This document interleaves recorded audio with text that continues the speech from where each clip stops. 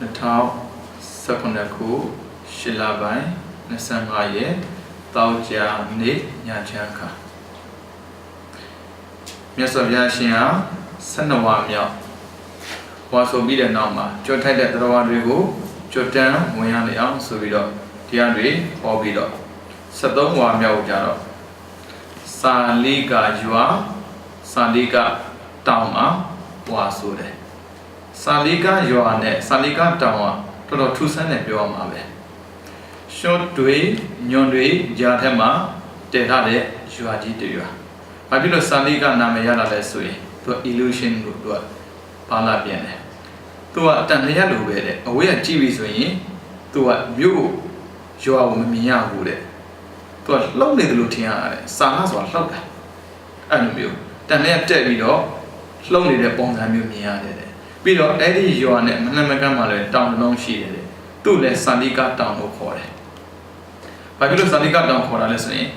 Nyabe Yabi, Nyababi, Lago Yamusin, down your put Sonia.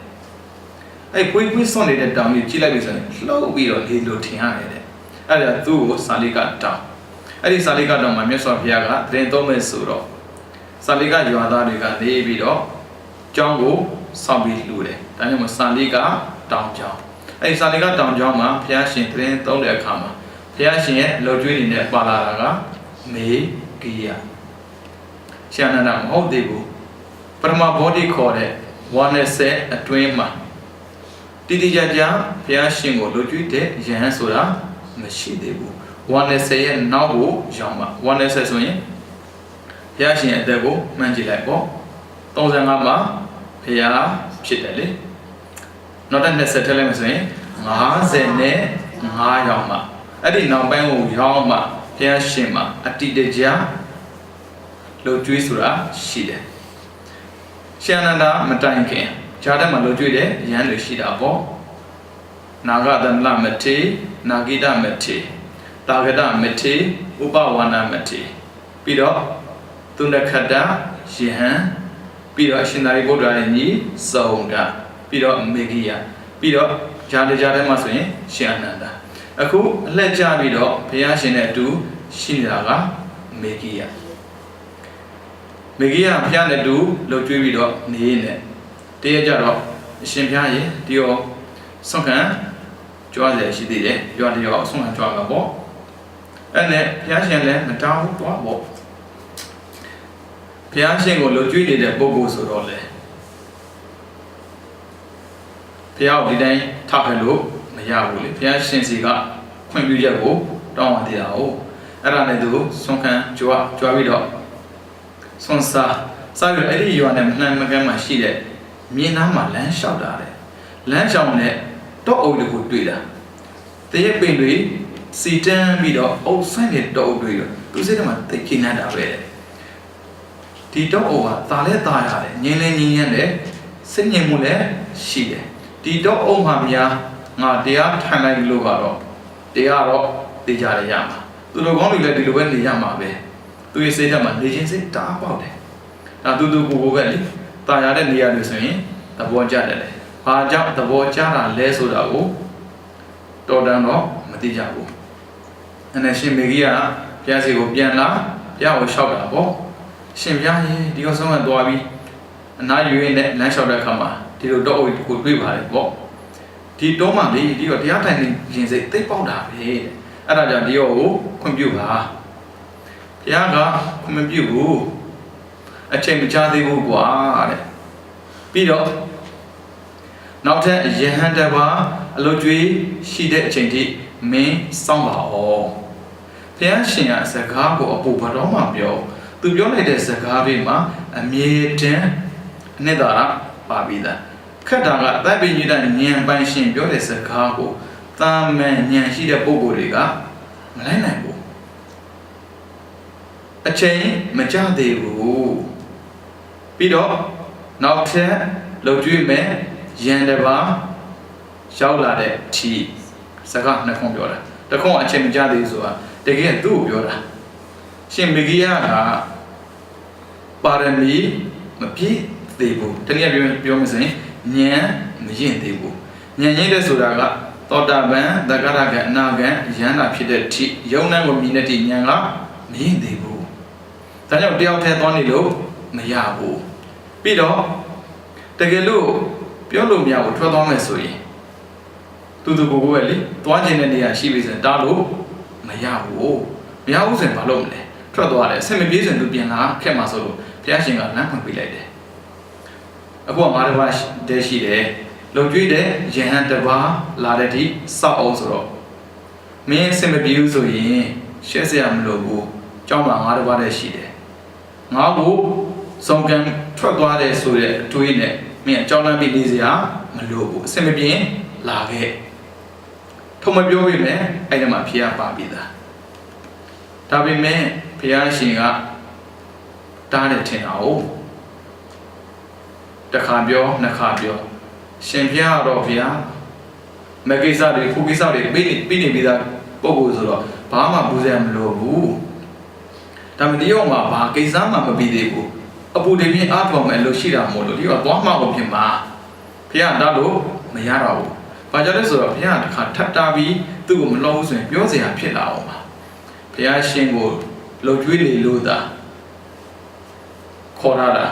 လှုပ်ကြွေးဘူးဆိုရင် तू ကဘာလုံးလဲ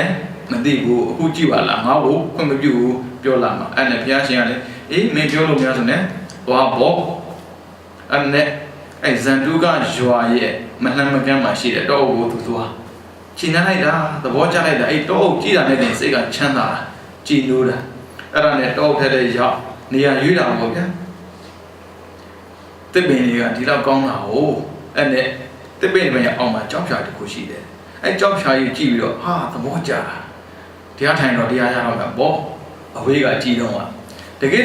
အဲ့ကြောက်ဖြာပေါ်ရောက်ပြီးတရားထိုင်နိုင်တဲ့ချိန်ကစပြီးတော့စိတ်တွေတောင်းနေဖြစ်တာဘာဖြစ်လဲဆိုတော့သူကဘဝ900တီတီဗျစက်တိုင်းထူဆန်းတာပြောတာဘယင်ကြီးပဲဖြစ်တာဗျာရှင်မကြီးကမထေရဘယင်ကြီးပဲ900စက်တိုက်ဖြစ်တယ်900စက်တိုက်ဖြစ်တာတခြားမှာဘာဖြစ်ပါလဲဆိုတော့မဟုတ်ဘူးဗျာလူရဲ့တဏှာဆွလန်းမှုอ่ะဒီရွာကခွာလို့မရဆိုတာသိရတယ်တချို့မိဘရှိရမှာလားရွာကခွာလို့ပြောမခွာနိုင်ဘူးငါရဲ့အမေဖေးခေါင်းချသွားတဲ့နေရာမှာငါသိမယ်ဆိုတာဘာမှမဆန်ဘူးတဏှာပဲသူတီကောင်ဖြစ်တော့နေဒီမှာဆွဲတာလည်းဖြစ်ကောင်းဖြစ်မယ်သို့မဟုတ်ကျွဲဖြစ်တော့နေဆွဲတာလည်းဖြစ်ကောင်းဖြစ်မှာပဲအခုကဘွား900တီတီဘယင်ဖြစ်ခဲ့တယ်ဒါကြောင့်သူအဲ့ဒီနေရာမြင်တာနဲ့တည်းသဘောကျတာဥပမာဗမာနိုင်ငံသားတွေပဲဗျဗမာနိုင်ငံနေရာအလုံးကိုသဘောမကျဘူးဒါပေမဲ့အဲ့ဒီနေရာလေးကိုတွေးပြီးဆိုရင်စိတ်ထက်ကကြည်နူးကြည်နံ့ပြီးတော့လေနေခြင်းစိတ်တွေပေါက်တယ်အဲ့ဒါဥပနေတရားပဲသေနာတဏ္ဍမီအဲ့ရနေရာတွေကကိုယ်တွဲအာကြည့်တော့မိယာလွန်အောင်လည်းပဲအာကြည့်တဲ့မိယာဖြစ်တယ်လို့လဲအောင်လည်းပဲအာကြည့်တယ်မိယာပဲအခုမေကြီးကတွေ့တာကလဲတဲ့အာကြည့်တော့မိယာထိုင်နေတာနဲ့ရဟန်းဘွားပြောက်သွားတာလေသူစိတ်ထဲမှာအိမ်မက်မဲ့တယ်လို့ရဟန်းမဟုတ်တော့ဘူးဘင်းရင်ဖြစ်ဟာမောင်မတွေ900သူ့လုံကြည့်ကြတာပျော်လိုက်တာပါလိုက်တာကျင်တဲ့စရာသိကောင်းတယ်တတိမရသေးဘူးအိမ်မက်မဲနေတယ်လို့ဆိုတော့ချက်ချင်းပြီးနိုးဖို့ချက်ချင်းနိုးဖို့ဆိုတာမဖြစ်နိုင်ဘူးလေပျော်လိုက်ပါလိုက်ကာမဝိတက်ခေါ်တာပေါ့အဲ့လိုပျော်ပါနေတဲ့အချိန်မှာပဲပဲ့ပင့်မိတဲ့တခုနှစ်ယောက်ကိုဖမ်းလာတာလေဘင်းကပျော်ပါနေတော့နှောက်ယှက်ဖြစ်တယ်လေသူတို့အဲ့နှစ်ယောက်ကတယောက်ကတော်ဆိုးတယ်တယောက်ကသိမဆိုးဘူးအဲ့ဒါသူအမိတ်ချလိုက်တယ်တယောက်ကိုသေတယ်တယောက်ကိုကြတော့ထောင်ချဘာလို့နေရလဲတကယ်ကတရားထိုင်နေတာဒါပေမဲ့တရားထိုင်နေပါဖြစ်နေလဲဆိုရင်တရားစီရင်နေတာပြီးတော့စီးစိမ်ခံစားနေတာတောက်သူသတိမရသေးဘူးအေးဆေးပဲပျော်လိုက်ပါလိုက်ဒါပေမဲ့အဲ့နှောက်ယှက်ဝင်လာတာကာမဝိတေဖြစ်တဲ့ချိန်မှာဗျာပါဒဝိတေမဖြစ်မချင်းဟာတာယာစရာမို့လို့အပြည့်ကမမြင်သေးဘူးအိမ်မက်စတိုက်မဲ့တတ်တယ်ကောင်းတဲ့အိမ်မက်မဲ့ပြီဆိုရင်ကောင်းတယ်ဆိုကိုကြိုက်တဲ့ဟာလေးပေါ့လေစက်တိုက်ဟိုနာသွားဒီနာသွားရုပ်တရက်စပိန်လဲတာမျိုးတွေပြုတ်ကြတာမျိုးတွေကြုံနေဆိုဘာဖြစ်လာလဲနိုးရတယ်ဒါထုံးစံပဲဗျာဒါဘာမှမဆန်အခုလည်းသူအိမ်မက်လိုပဲမျောနေတာမင်းသမီးတွေနဲ့ပြောနေတော့က လန်တို့ဘဝမရှိဘူးဒါမဲ့လူတွေကိုလူကိုသတ်ဖို့အမေးပေးတာရဲ့ထောင်ထဲထည့်ဖို့အမေးပေးတာရဲ့ပေးပြီးမှတတိပြန်ဝင်တာအဲ့နဲ့သူတော်တော်အံ့ဩသွားတယ်ဖေရတော်တော်အံ့ဩစရာကောင်းပါလားတကယ်တကယ်ငါတရားတရားမရှိဘဲနဲ့တောင်တန်းဝင်ခဲ့တဲ့ပုဂ္ဂိုလ်တယောက်မဟုတ်ဘူးကိလေသာကိုမောင်းတဲ့စိတ်နဲ့တတ္တအပြည့်နဲ့တောင်တန်းဝင်ပြီးတော့တရားကိုအားထုတ်နေတဲ့ပုဂ္ဂိုလ်တယောက်ဖြစ်တာတောင်မှနံပါတ်1ကာမဝိတ္တပြောစရာတွေနဲ့သဘောကျနေတာနံပါတ်2ဗျာပါဒဝိတ္တသတ်မယ်ဖြတ်မယ်ဆိုတဲ့စကားပေါ်မှာပြောနေတာပြီးတော့နံပါတ်3ဝိညာဝိတ္တနှိမ့်ဆက်မယ်နှိမ့်ဆက်မယ်ဆိုတဲ့စကားပေါ်မှာပြောနေတာဘယ်လိုဖြစ်တာပါလဲ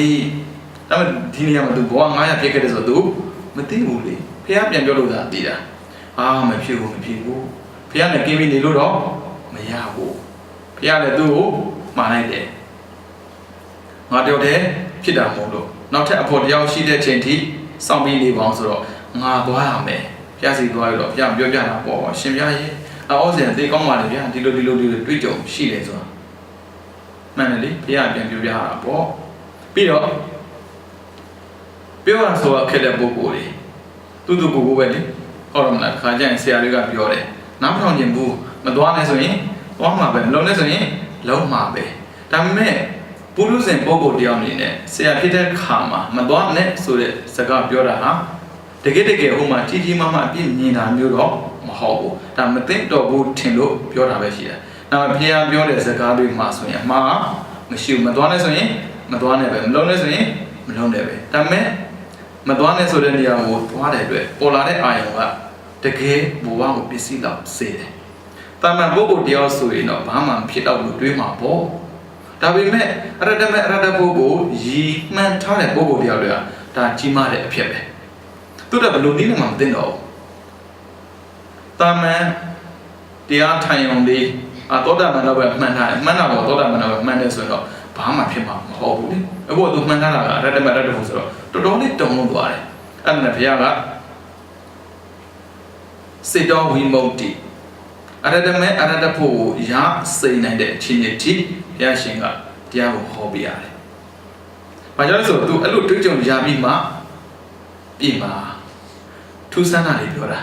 လူတွေကလေခက်ခဲကြုံရင်အဲ့ဒီခက်ခဲကိုသင်ခန်းစာဖြစ်ယူပြီးပြောင်းလဲနိုင်ရမယ်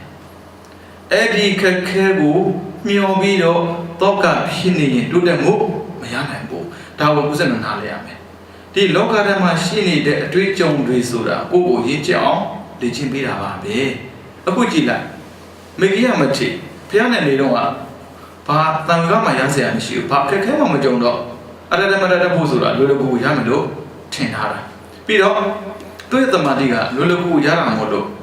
သူ့တမာတိကိုဖြစ်မဲ့အရာတွေမရှိဘူးလို့ထင်ခဲ့တာတကယ်ကို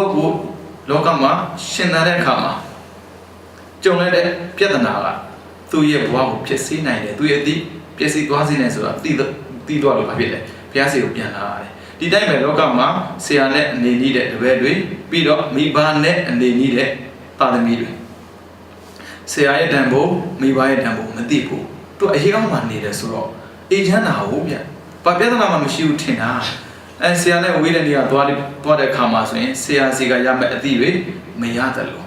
မိဘနဲ့ဝေးတဲ့နေရာကိုသွားပြီဆိုရင်မိဘရဲ့ကာကွယ်မှုကိုသာသမီမရတော့ဘူးအဲ့လိုချင်းနေရောက်တဲ့ခါမှာဒုက္ခဆိုတာကြုံတဲ့အတွက်မိဘရဲ့ကျေးဇူးဆရာရဲ့ကျေးဇူးကိုသိတယ်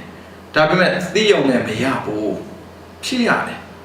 အခုမေဂိယမထေရသူသိသွားတယ်ပြီးတော့ဘုရားပြောတဲ့စကားကိုရအောင်ကျင့်သုံးပြီးတော့ဘဝကိုဖြတ်သန်းမယ်ငါဆိုရင်ကိုပြန်တွေ့ကြည့်ဒီလိုမျိုးတွေ့ကြုံနဲ့ခါသိတဲ့တွေ့ကြုံမယ်အရတ္တမဲ့ကိုဖြစ်စီမယ်ဝိတ္တတော်မျိုးကာမဝိတ္တဗျာပါဒဝိတ္တဝိညာဝိတ္တတကယ်လို့ကိုဘဝမှာအောင်မြင်ခြင်းနဲ့စိတ်နဲ့လာပြီးတော့ကြိုးစားတယ်ရုပ်တရက်မကောင်းတာကြုံခဲ့မယ်ဆိုရင်ကိုတော့ကဖြစ်နေမလားအဲဒီကြုံခဲ့တဲ့အတွေ့အကြုံကိုနင်ပြီးတော့လွတ်အောင်ကြိုးစားပါလားဒါပဲဖြစ်တယ်လောကမှာ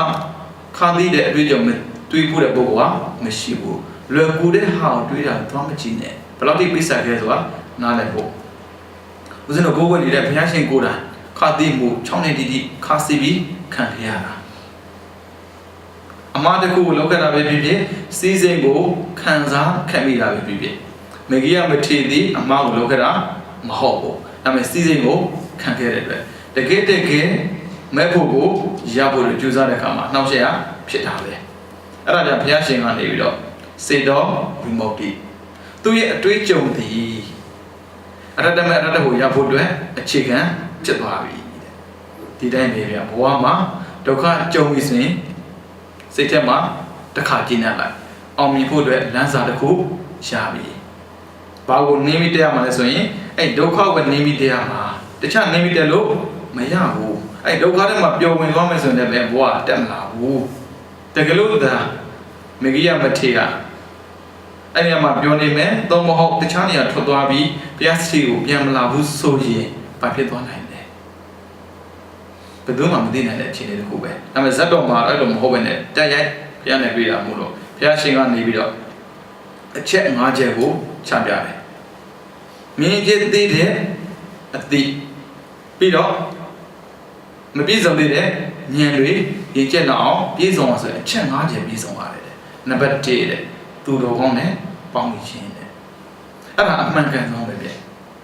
All the one Balana, Bandida, the one such in bed. All the one Balaga, letter was it. Bandida, the one Jara, Mimia, lost it. I'm a balance of the Longo, Chia Yone, Nale Bodo, Kakon, Canelime. Peso Ban, a Jew, another a Jew, Nemusolongo, PSC, C9, de 3 Koshi de Ogo de Aloma, Palabe. Let's see Juzani de a Juzamu, Jabido, or some, the Asome, who are long at the Alome so there, do you win a business? Ba, Labe. Then it came up. Now, Lulu Yana Vedo between area. Loen did Luera Wojana. Now, tell Luem how to be swing. Now, Lulugune, Mayana dog. I did Bogurine, Pound there, Kuguran, Elukini Mesme, the Bogua, Lomiamu, Machino. Another Yashinga, never did 2 dog cone, Pound for Ya Jane. Araba busy as me, a dinyango, in Jazide, Parmigo. ပြည့်စည်တယ်ဗျကိုယ့်ရဲ့ပန်းမခြင်းကိုယ့်ရဲ့တန်ဝိုင်းကိုယ့်ရဲ့ဆွေမျိုးအရာအလုံးမှာစစ်ကြည့်လိုက်ပါငါတို့ကလွန်မြောက်မှုကိုလိုချင်တာမှန်တယ်ဒါပေမဲ့နံပါတ်1ပန်းမခြင်းနံပါတ်2ပေါင်းတယ်အဲ့ဒါတွေကငါ့ကိုလွန်မြောက်စေနိုင်သလားဒါဥပနိဒေယပဲဘာကြောင့်ဆိုတော့ပုဂ္ဂလောပိသေနာသနံပိနေတဲ့နေရာပေါင်းတဲ့အပေါင်းတယ်ဒါကိုမှသုံးသပ်မှုမရှိဘူးဆိုရင်အဲ့ဒီပုဂ္ဂိုလ်တရားရဲ့ဉာဏ်ဟာ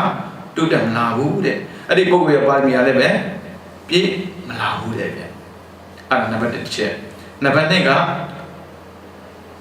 သီလနဲ့ပြည့်စုံခြင်းသီလနဲ့ပြည့်စုံခြင်းဆိုတာကသီလသားဖြစ်မှာပါသီလကရှောင်သီလစောင့်သီလရှောင်စရာရှိတာကိုရှောင်တယ်လို့စောင့်စရာရှိတာကိုစောင့်တယ်ဒါလည်းပဲပြည့်လာတာပဲတဲ့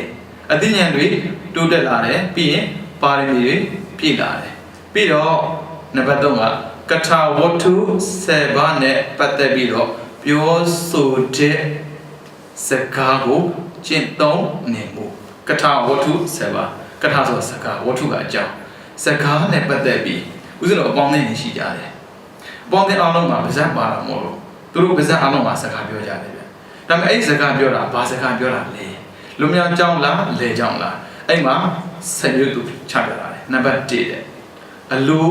နဲ့မှုနဲ့ပတ်သက်ပြီးပြောတဲ့စကားတဲ့ရှင်းမစမ်းလောဘရောအောင်ပြောတဲ့စကားဒီစကားကိုကြားမှာဘာရောမှာလဲလောဘရောတယ်ဒါမဲ့လောကမှာကြည့်လိုက်ဆရာပြပဲဖြစ်ဖြစ်မိဘဖြစ်ဖြစ်သာသမီဖြစ်ဖြစ်လောဘကြည့်အောင်ကိုယ်ကြိုးစားကြတာလောဘနည်းနေတယ်ဆိုတော့မှဘာပြောလဲနင်းကမဟုတ်သေးပါဘူးဒါလောကလုံးမှာချအဲ့လိုပြောတဲ့ပန်ဝန်းကျင်မှာနေတဲ့ပုဂ္ဂိုလ်တရားပါတဲ့ဉာဏ်မြင်ကျက်ဖို့လေပါမီယာမပြည့်ဘူးလေဗျဒါကထာဝတ္ထု7ပါးမှာနံပါတ်1ဒါကြောင့်အလိုနဲ့မှုနဲ့ပတ်သက်ပြီးပြောတဲ့စကားကြားရမှာအဲ့ဘုရားအလိုနေတာတဲ့ဒါဆိုရင်တခုတော့ပြောစရာဖြစ်လာတာပေါ့ဒါဆိုရှင်ပြရင်ဒီတော့စီဝိုင်းကြီးဝိုင်းလူမှုရေးနဲ့ပတ်သက်ပြီးတော့လုံးနေတဲ့အချိန်မှာလောဘဆိုတာမရှိရဘူးလားလောဘမရှိရဘူးဆိုရင်ပြောတာမဟုတ်ဘူးလောဘ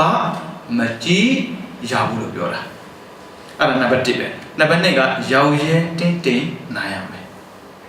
ဟုတ်ပြီလောဘရှိတာမှန်တယ်လောဘလိုက်ရလာတဲ့အာယုံကိုရူပယုံရှိမယ်တာယုံရှိမယ်ကံယုံရှိမယ်ရတယုံရှိမယ်ဖောတဘောင်ရှိမယ်အဲ့ဒီအာယုံတွေကိုရလာတယ်ဒါပေမဲ့သူများကြည့်ပြီးတော့ compare လုပ်ပြီးတော့ရှင်ပြန်ညီတဲ့စိတ်တွေလူတွေပေါ်လာတယ်ငါကဘာဖုံးကင်တယ်သူကတော့ဘယ်ပေါ့အဲ့ဆိုငါကသူဖုံးလို့ကင်နေအောင်ငါကြိုးစားမှာရောက်ရင်တင်းတင်းမှုမရှိတဲ့ပုံကိုယ်တွေကလောဘကမရဘူးတဲ့လောဘမရတဲ့ပုံကိုယ်တွေကလောဘကိုတတ်ဖို့ဆိုတာမဖြစ်နိုင်ဘူးတဲ့အသိဉာဏ်ပြည့်စုံပါရမီပြည့်တယ်ဆိုတာအသိဉာဏ်ပြည့်လာမှပါရမီကပြည့်တာအဲ့လိုမျိုးတတ်နေမှာမတတ်သိတဲ့၍အဲ့ဒီပုံကမတွတ်တယ်ဘူးတဲ့အဲ့လိုစကားကိုပြောနိုင်တဲ့ပတ်ဝန်းကျင်ကိုဝါရှာတယ်နံပါတ်3နဲ့နံပါတ်3ကစိတ်ငြိမ်မှုနဲ့ပတ်သက်တဲ့စကားတဲ့ဉာဏ်ဉာဏ်မှုအေးချမ်းမှုနဲ့ပတ်သက်ပြီးတော့ဘယ်နေရာဆိုရင်တင့်တော်တယ်ဘယ်နေရာဆိုရင်မတင့်တော်ဘူးစသဖြင့်ပြောပေးတဲ့ပုဂ္ဂိုလ်တွေရဲ့စကားတဲ့ဒါလည်းကထာဝတ္ထုပဲများသောပြည့်တော့စုညံတဲ့နေရာကိုသွားကြတာများပါတယ်အခုတော့ကြနေရောက်ပြီစနေတနင်္ဂနွေဆိုရင်ဘာဖြစ်လာလဲအားလာရဲ့ဟုတ်တယ်မလားအမျိုးသမီးဆိုရင်မျိုးသမီးလိုက်မျိုးသားဆိုရင်လည်းမျိုးသားလိုက်ပြောမယ်သွားမယ်လာမယ်စမယ်စသည်ဖြင့်အဲ့ဒီနေရာနဲ့ပတ်သက်ပြီးနေတော့မရောက်သေးဘူးအဲ့ဒီနေကြိုတင်ပြီးတော့စီစဉ်နေရတာငါတို့ဘယ်နေ့ဆိုရင်ဘာလုပ်ကြမလဲစိတ်ငြိမ်တာလားစုညံတာလားသူတို့အသေးဆုံးပဲစုညံတဲ့နေရာကိုသွားနေတဲ့ပုဂ္ဂိုလ်တရားရဲ့အသိဉာဏ်ဟာမြင့်တက်စရာအကြောင်းမရှိဘူးတဲ့စိတ်ငြိမ်တဲ့နေရာကိုသွားနေမှာဒါကြောင့်မို့စိတ်ငြိမ်ရာနေရာကိုသွားနိုင်အောင်ပြောတဲ့စကားတဲ့ပြီးတော့နံပါတ်4ရှုပ်ထွေးမှုမရှိတဲ့နေရာကိုသွားအောင်ပြောတဲ့စကားများသောဖြင့်လူတွေရှုပ်ထွေးတဲ့နေရာသွားကြတယ်ဗျတယောက်တည်းဆိုနေရင်ဘူးမင်းကပြင်းစရာကောင်းတယ်ကွာမင်းနေတဲ့ပေါ်မှာသွားလဲပေါ့ဟုတ်တယ်မလားအဲ့ဆိုစဉ်းစားကြည့်လူကြသူကြတဲ့ရောက်ပြီဆိုရင်ကြားမယ်စကားတွေနိဗ္ဗာန်စကားတယောက်မှပြောဘူးလောဘဖြစ်เสียဒေါသဖြစ်เสียမင်းကောင်းကောင်းထောင်ကြည့်လိုက်မနေ့ကပင်နေစုလာသွားတော့ထိုင်နားထောင်ကြည့်သူတို့ပြောတဲ့စကားနိဗ္ဗာန်စကားခက်ရှာရှာရေလောဘစကားဒေါသစကားဘာကြောင့်လဲရှုပ်နေတဲ့နေရာမို့လို့ရှုပ်တဲ့နေရာဒီရှင်းစရာအကြောင်းမရှိဘူးတဲ့အဲ့ဆိုတော့ကိုယ့်ရဲ့ဘဝလွန်မြောက်ဖို့ဆိုတာဘယ်လိုနည်းနဲ့မှမဖြစ်နိုင်ဘူးတဲ့ဒါလည်းပဲလူတယောက်ကိုအပြည့်ဖြစ်စေနိုင်တာမို့လို့လူရှင်းတဲ့နေရာကိုသွားနိုင်အောင်ပြောတဲ့စကားဖြစ်ရမယ်တဲ့ပြီးတော့ဝိရိယနဲ့ပတ်သက်တဲ့စကားဝိရိယက2မျိုးဥစဉ်လို့အကုသိုလ်လည်းဝိရိယပဲကုသိုလ်လည်းဝိရိယပဲဒါပေမဲ့များသောအားဖြင့်ကြိုးစားဖို့ပြောပြီးဆိုရင်ကောင်းတဲ့တရားနဲ့ပတ်သက်ပြီးကြိုးစားပါလို့ပြောတဲ့ပုဂ္ဂိုလ်ကနေတယ်မကောင်းတာနဲ့ပတ်သက်ပြီးကြိုးစားဖို့ပြောတဲ့ပုဂ္ဂိုလ်ကများတယ်မယုံရင်ရခိုင်နှုံးကိုခွဲပြီးတော့စတန်းကောက်ကြည့်လိုက်ဘဝမှာအောင်မြင်ရမယ်ကြည်ဘဝမယ်ဒါဥစဉ်တော့တရားနဲ့ပတ်သက်ပြောနေလို့ပါအောင်မြင်မှုမလိုဘူးလားဆိုတော့လောကီနဲ့ကြည့်မယ်ဆိုတော့လိုတာပေါ့အခုကဘာလဲဆိုတော့စေတောဝိမု ക്തി သူပြောတာကရှင်းရှင်းလေးရဒီစိတ်ကကိလေသာကင်းပြီးတော့နိဗ္ဗာန်ကိုရဖို့အတွက်ကျင့်နေတဲ့စိတ်ဆိုရင်ဒီလိုကျင့်မှကိုရတာကိုကဘာမှမဟုတ်သေးဘူးစီးပွားရေးကြီးပွားနေပါတယ်ဆိုမပြည့်နဲ့လောလူများများစီသွားရမှာပဲလူများများစီသွားမှာဘာဖြစ်မလဲများများကြတော့များများတွေးနိုင်တယ်များများလုံနိုင်တယ်လေအခုကဘာပြောတာလဲစေတောဝိမု ക്തി ကိုယ့်ရဲ့စိတ်ကဘာနဲ့ကင်းတာလဲကိလေသာကင်းတာကိုပြောတာဒါလည်းနားလည်အောင်မှာဘုရားရဲ့စကားကိုအားလုံးနားလည်ဖို့ဆိုတာမလွယ်ဘူးဗျချက်တွေးရတယ်ဖြန့်တွေးရတယ်တခါကျရင် extend လုပ်တဲ့တော့ရတယ်တခါကျ expand လုပ်တဲ့တော့ရတယ်အခုဒီစကားပြောတော့ငါတို့ဘဝမှာကြီးပွားအောင်လုပ်ရတော့ဘူးလားမဟုတ်ဘူးအခုနိဗ္ဗာန်ကိုရောက်ခြင်းနဲ့ဆန္ဒရှိတယ်ဆိုရင်တော့ဒါမျိုးလုပ်ပါနိဗ္ဗာန်ရောက်ခြင်းနဲ့ဆန္ဒမရှိသေးဘူးဘဝထဲမှာလက်ကျင်သေးတယ်ဆိုရင်တော့ကိစ္စမရှိသေးဘူးစိတ်ရတဲ့နေရာသွားလို့ကြီးပွားတယ်စီးပွားဆိုတာမဖြစ်နိုင်ဘူးလူတွေနဲ့ပေါင်းမှရှုပ်တဲ့နေရာသွားမှကြီးပွားတာစီးပွားတာလေဟုတ်တယ်မလားဒါကြောင့်မို့ဝိရိယနဲ့ပတ်သက်ပြီးလည်းပဲကြိုးစားအားထုတ်တဲ့နေရာမှာတရားအားထုတ်ပြီးဆိုရင်လည်းပဲငါတို့နောက်မဆုံးတဲ့ရိုးကြီးကြီးအရေးခံခံဆက်သက်အားထုတ်ရှစ်ရောက်ပြီဆိုရင်တရားရမှာပဲကွာအဲ့လိုပြောတဲ့ပုံကိုယ်တွေရှိမှအဲ့လိုမဟုတ်ဘဲနဲ့နာလာနဲ့ပြင်မယ်ဟာပြင်ရမှာပေါ့ကွာ နာပဲပြန်မှာပေါ့ဝိရိယရောစေတဲ့စကားပြောတဲ့ပုဂ္ဂိုလ်တွေလောကမှာရှိတယ်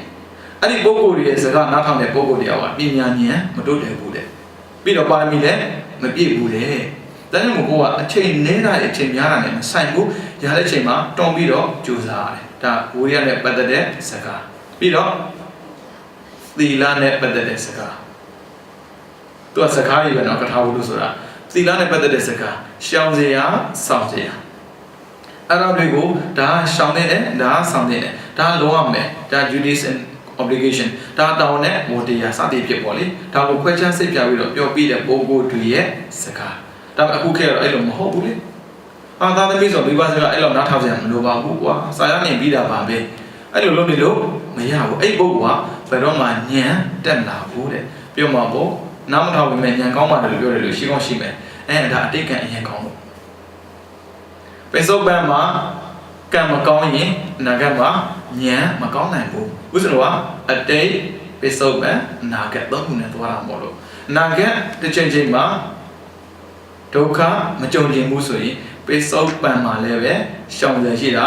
ရှောင်ရတယ်ဆောင်ရရှိတာကိုဆောင်ရတယ်ပြီးတော့တမာတိနဲ့ပတ်သက်တဲ့စကားပဲတမာတိနဲ့ပတ်သက်တဲ့စကားကိုပြောပြီးဆိုရင်စိတ်တွေတည်ငြိမ်အေးချမ်းပြီးဆိုရင်လွယ်ကူ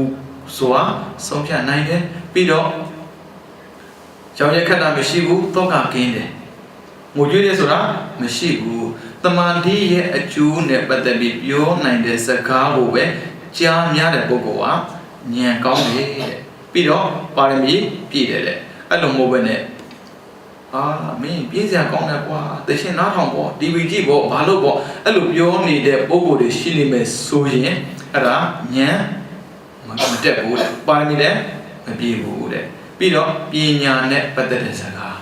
ပညာမှာနှစ်မျိုးပေါ့လောကီရဲ့လောကုတ္တရာရဲ့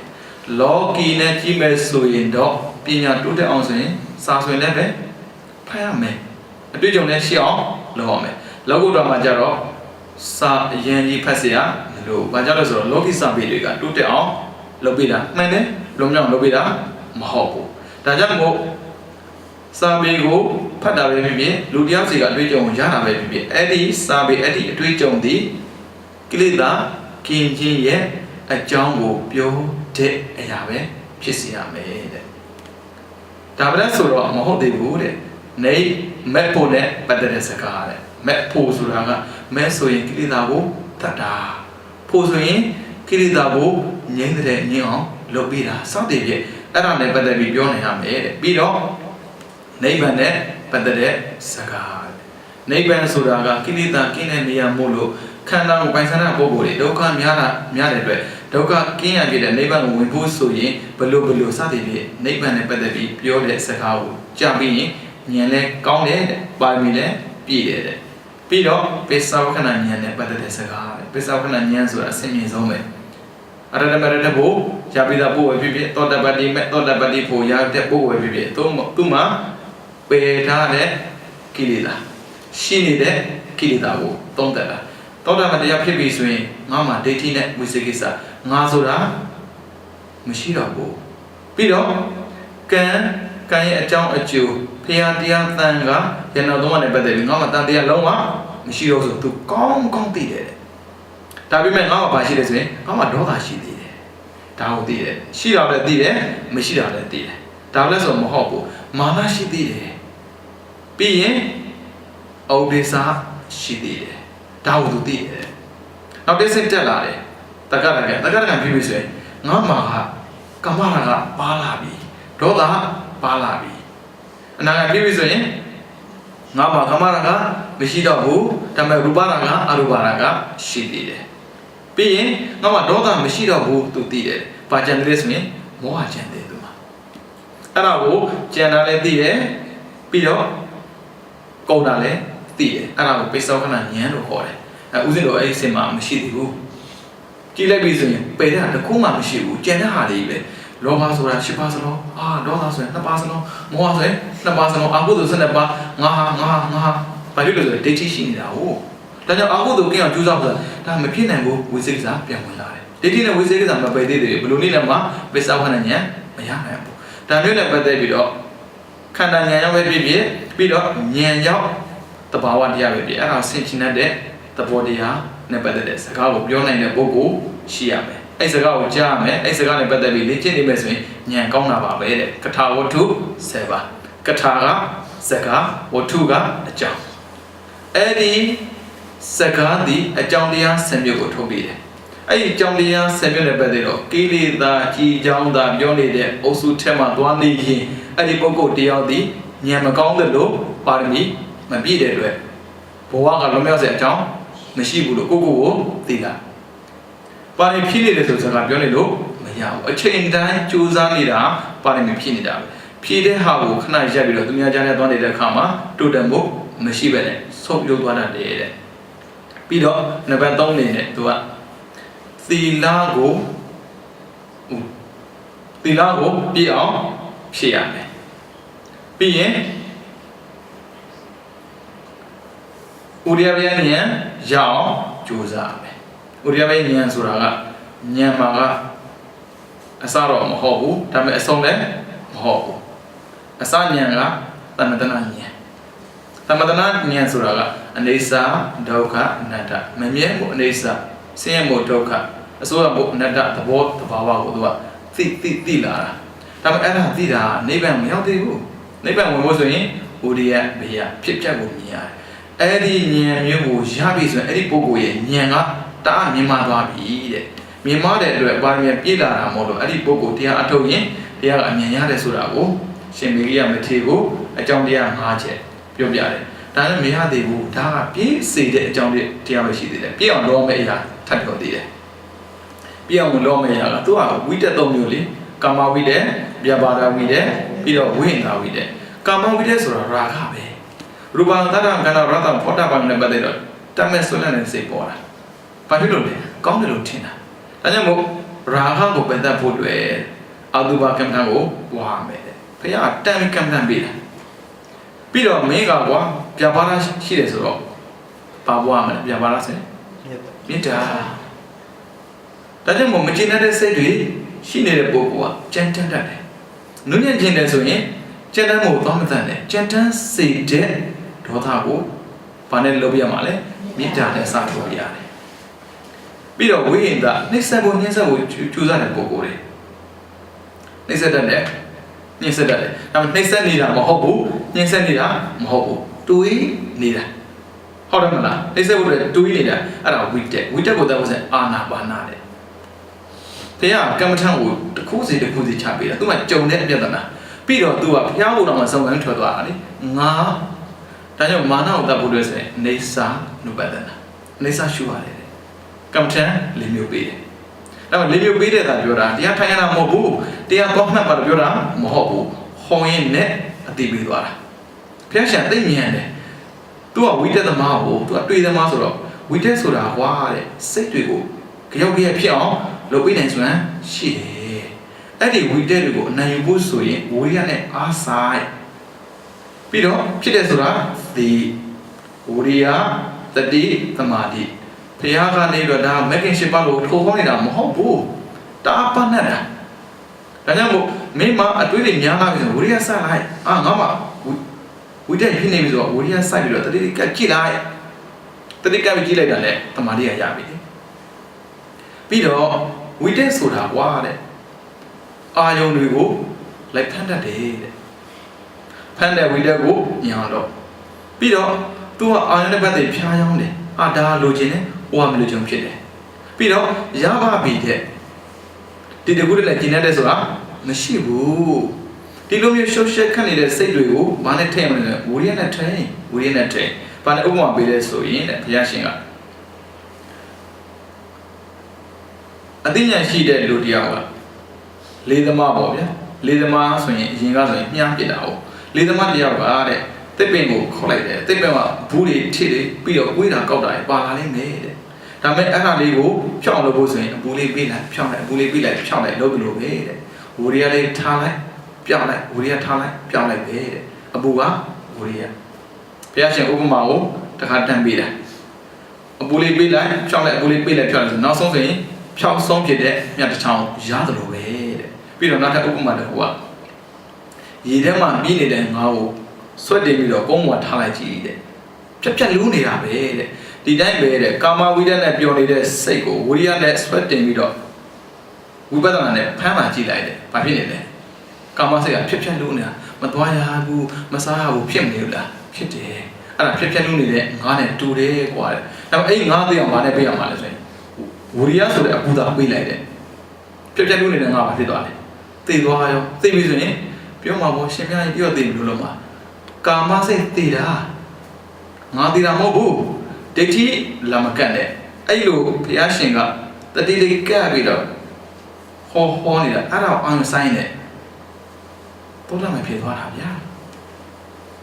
သူအားထုတ်ရင်ပဲတရားရတော့မလို့ထင်နေတဲ့ရှင်မေကြီးอ่ะအခုဘာဖြစ်သွားလဲဆိုရင်သောတာပန်လွယ်လွယ်ကူကူပဲဗျာဘုရားရှင်ပြောတဲ့စကားလေးကိုအာရုံလေးစိုက်ပြီးတော့ငါမှာရာဂစိတ်ရှိတယ်ရာဂစိတ်ရှိတယ်ဒါကိုအာသူကနေနဲ့ရှုမှဖြစ်မှာပေါ့လိုက်တာငါဒေါသရှိတယ်မေတ္တာပွားမှာပေါ့စိတ်တွေနူးညံ့လာတာအဲ့ဒါဘာကြောင့်ဆိုတော့ဝိရိယနဲ့ကပ်ပြီးတော့တတိနဲ့ကြည့်ပေးတာဖြစ်တဲ့အတွက်တဖြည်းဖြည်းနဲ့လောဘတွေဒေါသတွေရော့လာတာပြီးတော့အာနာပါနာငါဝိတ္တများတာဖြစ်တဲ့အတွက်အတွေ့များတာမဟုတ်လို့ဝိတ္တမရှိအောင်အာနာပါနာအောင်ဆိုင်ရမယ်သိလာတယ်ကိလေသာတဖြည်းဖြည်းနဲ့ခင်းလာတာအားထုတ်ကြတာဘယ်လောက်ကြာပြီဆိုပဲသိတယ်ဗျဘုရားရှင်ဟောတဲ့တရားကြာပြီးတော့ဗာဖြစ်သွားလို့ဆိုရင်သောတာပန်ဖြစ်သွားတာပဲပြီးတော့မကြတဲ့အချိန်တွင်းမှာပဲသူဟာရန်တာဖြစ်သွားတာဒါကြောင့်မို့ဖျားဆိုတဲ့သူတော်ကောင်းကြီးနဲ့တွေ့တဲ့ခါမှာကြွတန်းဝင်အောင်ဆိုတာကအတိတစ်ခုရအောင်တော့ယူသွားတယ်ရှင်များယင်တိရောဖျားတွေ့နေတာမှမဟုတ်တာအခုဖျားဟောတဲ့တရားဥစဉ်ကြားနေရပြီလေ73ဝါမြောင်းမှာဟောခဲ့တဲ့တရားကိုဥစဉ်တို့လက်တွေ့73ဝါမှာဟောခဲ့တဲ့တရားတိုင်းဥစဉ်တို့ကနာနေရတာပဲဟောတဲ့သူကမတူတာဟုတ်တယ်မလားဒါပေမဲ့ကျင့်ဖို့နေလန်းကတူတူပဲဘာမှကွဲပြားခြားနားမှုမရှိဘူးဒါကြောင့်ဥစဉ်တို့ရဲ့စိတ်ချမ်းမှာကိလေသာကင်းကြောင်းနဲ့ပတ်သက်ပြီးစဉ်းစားပြီးဆိုရင်ဘုရားရှင်အလိုလိုပေါ်လာတယ်ပြီးတော့အဲ့ကိလေသာကင်းကြောင်းကိုအာရုံစိုက်ပြီးတော့ဝိရိယစိုက်တတိကတ်နေပြီဆိုရင်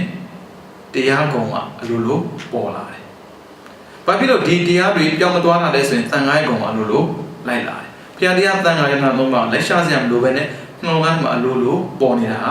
သာသနာရှင်လို့ပေါ့။ဒီလိုမျိုးခြေနေကိုကြုံနေရတဲ့လောဘကြီးကြောင့်ဒေါသကြီးကြောင့်မောဟကြီးကြောင့်ရှုပ်ထွေးကြောင့်ကိုပဲပြောဆိုပြီးတော့ဘဝမှာဖြတ်သန်းနေမယ်ဆိုရင်ပညာလည်းမပြည့်နိုင်ဘူးပါရမီလည်းရင့်လာမှာမဟုတ်ဘူး။ဒါပညာနဲ့ပြည့်ပါရမီလည်းရင့်အောင်ဆိုရင်လောဘရော့ကြောင်းပြောတဲ့ပတ်ဝန်းကျင်ကိုရှာဖွေဖို့လိုအပ်ပါတယ်။ပြောစရာတွေကိုပဲတန်တန်ဆက်လိုက်တဲ့ပတ်ဝန်းကျင်ထက်ကထွက်နေအောင်ကြိုးစားဖို့လိုအပ်ပါတယ်။လောကီလူသားဆိုတော့အပြောတော့မကင်းနိုင်ပါဘူး။တစ်ခါကင်းတာနဲ့ငါမှပညာတစ်ချက်ပြည့်ပြီးပါရမီတစ်ခါဖြစ်ပြီးသားဆိုတာကိုတော့သိထားဖို့လိုအပ်ပါတယ်။ငါဘာလုပ်တယ်ဆိုတာကိုသိတာဟာပညာအားကောင်းတာပါပဲ။အဲ့ဒါကြောင့်ဘုရားရှိခိုးသူတော်စင်များနေနဲ့ကိုယ့်ရဲ့အသိဉာဏ်တွေမထက်သေးဘူးငါတယောက်တည်းကြိုးစားလို့မရသေးဘူးဆိုရင်ဘုရားရှင်အစရှိတဲ့အရိယသူတော်ကောင်းတွေရဲ့ဆုံးမကိုကြည်ကြံကြိုးကိုအားထုတ်ပြီးတော့နေထိုင်ဖို့လိုအပ်ပါတယ်။ပြီးတော့နိနာမှာရှိတဲ့မိတ်ဆွေအပေါင်းအသင်းတွေစီကနေပြီးတော့ကောင်းတဲ့အကျဉ်းဉာဏ်ကိုယူပြီးတော့ကိလေသာကင်းကြောင်းများကိုကြိုးစားအားထုတ်စေခြင်းပါတယ်ကိုယ်မှာဆရာသမားတွေရှိတယ်ဆိုရင်လည်းပဲအဲ့ဒီဆရာသမားတွေရဲ့ဆုံးမမှုဟာလောဘဒေါသမောဟကင်းကြောင်းဖြစ်နေမယ်ဆိုရင်အဲ့ဒီဆုံးမကိုယူပြီးတော့လောဘဒေါသမောဟကင်းအောင်ကြိုးစားရင်းနဲ့လောဘဒေါသမောဟကင်းရဖြစ်တဲ့နိဗ္ဗာန်ကိုလင်းမြန်စွာရောက်နိုင်သောသူတော်ကောင်းများဖြစ်ကြပါစေကုန်သတ